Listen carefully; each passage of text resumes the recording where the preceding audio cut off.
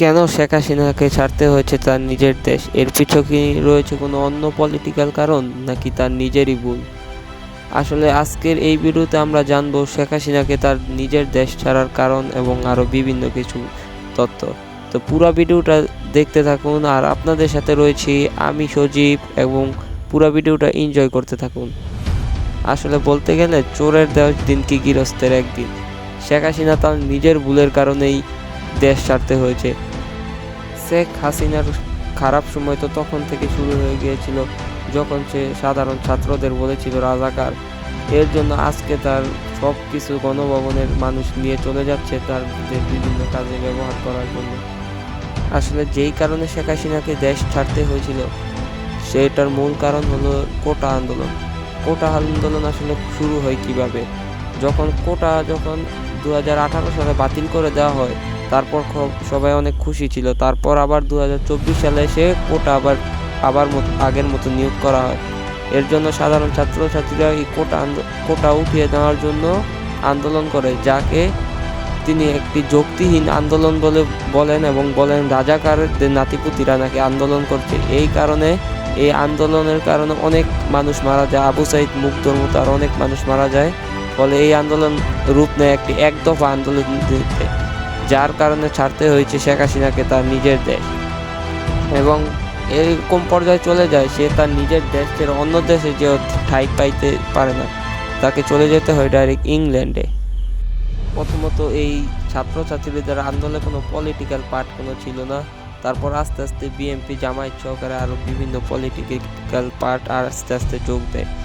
কিন্তু এই পলিটিক্যাল কোনো পার্টের কারণে এই আন্দোলন আসলে শুরু করা হয়নি। আন্দোলনটি শুরু করা হয়েছিল আসলে মুক্তিযোদ্ধাদের কোঠা, যেটা মুক্তিযোদ্ধাদের এই কোঠাটা আসলে মুক্তিযোদ্ধাদের ক্ষেত্রে ব্যবহার করা হতো না, ব্যবহার করা হতো আওয়ামী লীগের বিভিন্ন মন্ত্রী মিনিস্টারদের ক্ষেত্রে।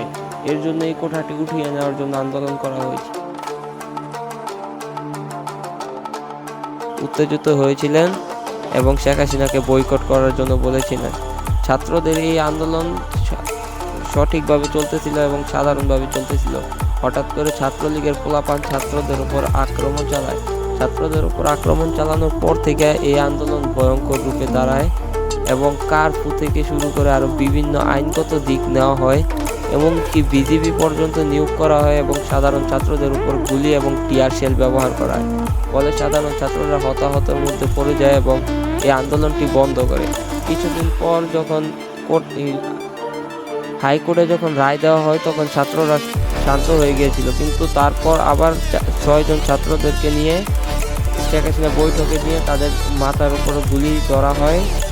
শেখ হাসিনার বৈঠকে না, আসলে এটা হবে যে একজন পুলিশ অফিসারের নাম বলতেছি না, তার বৈঠকের ভিতরে তাদের মাথায় গুলি ধরা হয়। ফলে ছাত্ররা কেঁপে যায় এবং বলে এই আন্দোলন এখন রূপ নেবে একদফা আন্দোলনতে, যা হবে সরকার বয়কট। এই আন্দোলনতে তারা সরকারকে বয়কট করে এবং দেশ ছাড়তে বাধ্য করে। ফলে দেখতে পাচ্ছেন আজকে শেখ হাসিনা দেশে আর নেই এবং দেশের ভিতরে বিভিন্নভাবে উদযাপন করছে মানুষ এবং গণভবনের জিনিসপত্র সবকিছু নিয়ে আসতেছিল। সোমবার 12টার পর থেকে শাহবাগ মোড়ে এত পরিমাণ মানুষ জড়ো হয়েছিল এবং এত পরিমাণ আন্দোলন করেছিল, যার কারণে সোমবার বেলা 3টায় শেখ হাসিনা তার নিজ দেশ ত্যাগ করে চলে যায় ইন্ডিয়া যাওয়ার পর তাকে ওই জায়গায় স্থায়ী দেওয়া হয় এবং জায়গা দেওয়া হয় এবং বাংলাদেশে খুশি বন্যা বয়ে এসে বলা হয় যে দ্বিতীয় স্বাধীনতা পেয়েছিল বাংলাদেশের মানুষরা।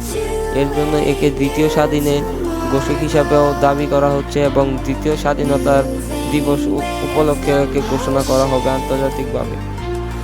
আন্তর্জাতিকভাবে হবে কিনা এটা তো আর আমি জানি না সঠিক, কিন্তু যতদূর জানা গেছে যে এই স্বাধীনতা বাংলার সকল মানুষের স্বাধীনতা, কারণ কৃষক, শ্রমিক সব লোক এই স্বাধীনতায় চলে এসেছিল, কারণ ছাত্রদের আন্দোলন ছিল। কিন্তু পরবর্তীতে এই ছাত্রদের আন্দোলন রূপ নেয় যে একদফা আন্দোলনের ফলে শেখ হাসিনাকে তার নিজ দেশ ত্যাগ করে এবং বিভিন্ন ছাত্রলীগদেরকে রাস্তা থেকে ঝাঁটিয়ে বিদায় করে দেওয়া হয়।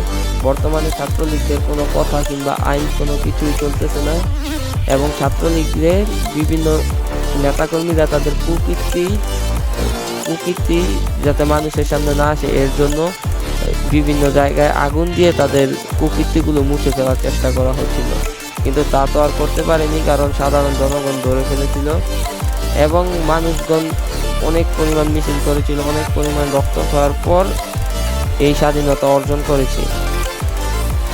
এটা হলো রবিবারের শাহবাগ মোড়ের পরিস্থিতি এবং অবস্থা, যা ড্রোনের মাধ্যমে দেখানো হয়েছিল। শাহবাগ মোড়ে কি পরিমাণ জনগণ তাদের অধিকার আদায়ের জন্য চলে এসেছিল এবং তাদের যে দাবি ছিল এই দাবিটা সম্পূর্ণ করার জন্য চলে এসেছিল।